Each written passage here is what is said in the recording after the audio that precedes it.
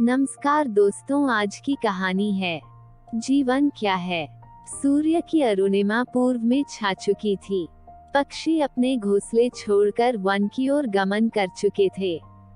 प्रातःकाल की मध्यम हवाएं प्रकृति में अपना मधुर संगीत बिखेर रही थी। इधर आचार्य आनंद अपने आश्रम में शिष्यों को जीवन विद्या सिखा रहे थे।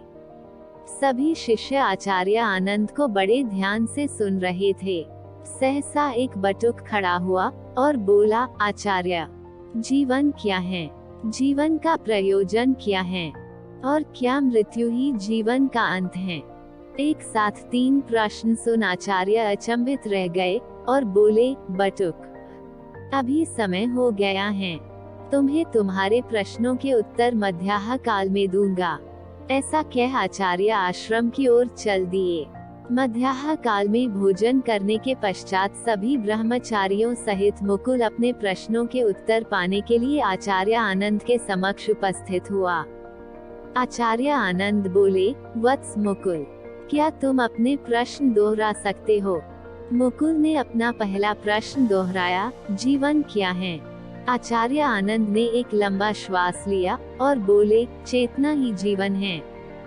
मुकुल आचार्य के उत्तर से संतुष्ट नहीं हुआ, अतः आचार्य समझाने लगे, देखो मुकुल, ईश्वर की बनी इस सृष्टि पर कई तरह के प्राणी विद्यमान हैं।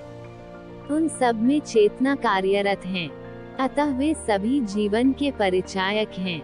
ये चेतना ही आत्मा है, इसलिए आत्मा है तो जीवन है और आत्मा नहीं तो जीवन नहीं। अब मुकुल ने अपने बचे हुए दोनों प्रश्न पूछे, जीवन का क्या प्रयोजन है और क्या मृत्यु ही जीवन का अंत है? आचार्य आनंद बोले, वत्स मुकुल, आनंद ही जीवन का प्रयोजन है और आनंद ही जीवन का अंत है। मुकुल बोला, परंतु कैसे? आचार्य आनंद बोले, इसलिए कि आत्मा स्वयं आनंद स्वरूप है।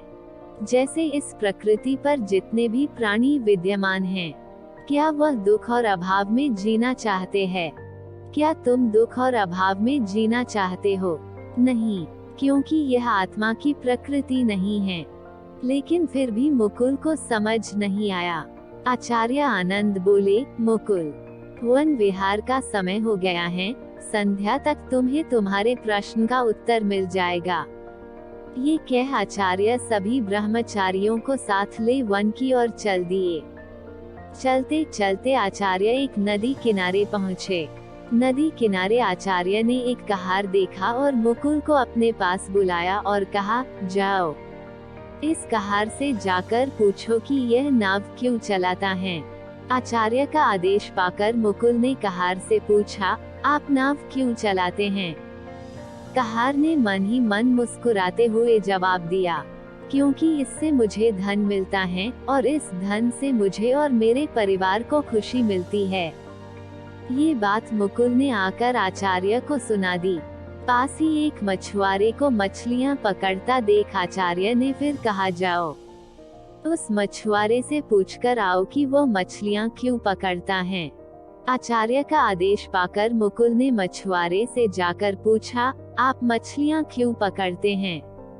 मछुआरे ने झुंझलाते हुए जवाब दिया, क्योंकि इन मछलियों को बेचकर इनसे अर्थोपार्जन करता हूँ तथा उससे अपनी तथा अपने परिवार की आवश्यकताओं की आपूर्ति करता हूँ, जिससे वह खुशी खुशी जीवन व्यतीत कर सके, क्योंकि उनकी खुशी ही मेरी खुशी है।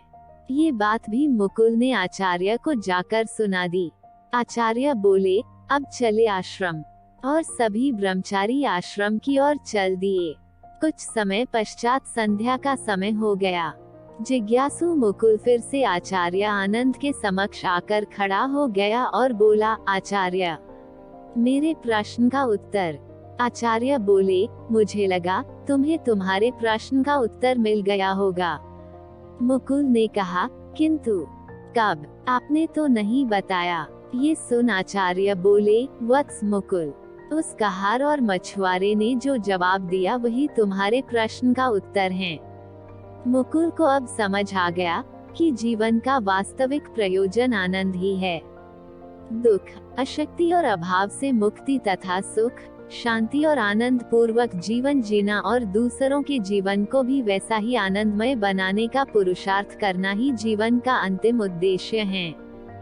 दोस्तों, आशा करती हूँ कि आपको कहानी पसंद आई होगी और काफी कुछ सीखने और समझने के लिए मिला होगा। अगर वीडियो पसंद आया है तो वीडियो को लाइक करें, अपने दोस्तों को शेयर करें और अगर आप चैनल पर नए हैं तो चैनल को सब्सक्राइब जरूर करें और बेल आइकॉन को प्रेस करें ताकि हर वीडियो का नोटिफिकेशन सबसे पहले आपको मिले। धन्यवाद।